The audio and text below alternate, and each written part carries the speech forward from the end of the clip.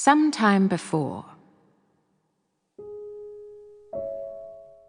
Once upon a cursed dawn, a king strode through his castle, his footsteps thundering down the corridor, sending even the shadows skittering away to avoid notice.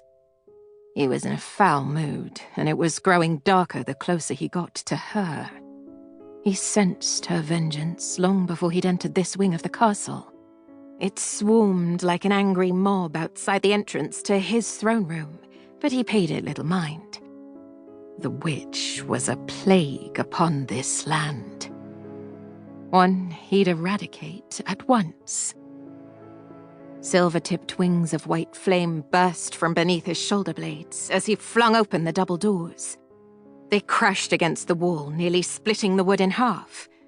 But the intruder didn't glance up from her indolent position sprawled across the throne.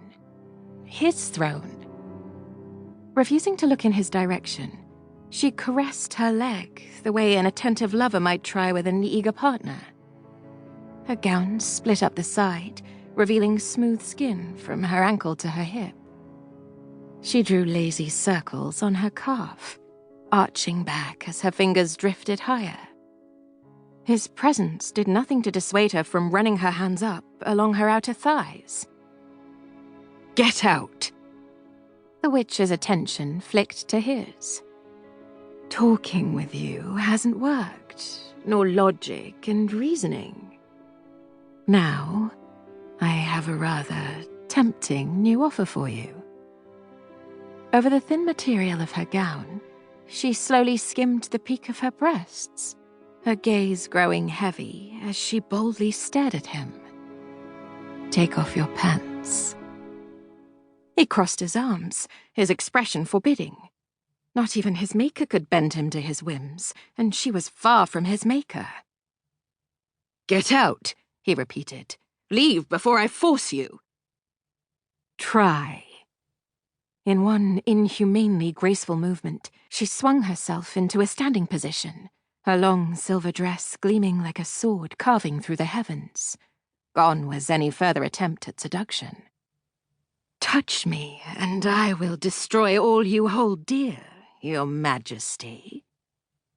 Her tone had turned mocking, as if he wasn't worthy of the title or respect.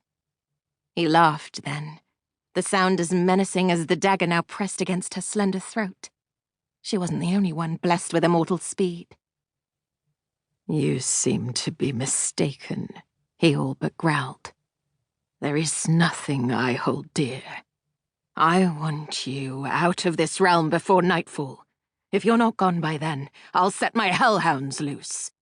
When they're finished, whatever's left will be tossed in the lake of fire." He waited to scent her fear. Instead, she jerked forward and slashed her throat across the blade in one brutal motion.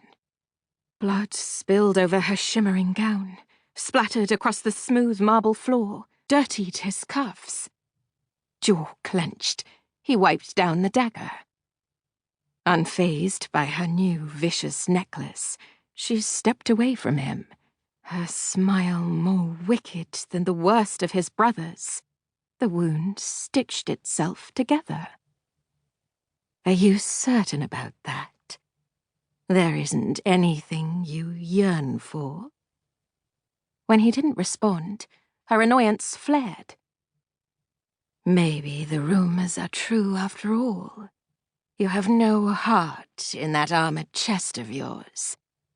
She circled him, her skirt smearing a trail of blood across the once pristine floor. "Perhaps we should carve you open. Take a look." She eyed the unusual silver and white wings of flame at his back, her grin turning feral. The wings were his favorite weapons, and he welcomed the fierce, white-hot heat that made his enemies flinch away in terror or fall to their knees, weeping tears of blood. With one quick snap of her fingers, they turned the color of ash, then disappeared.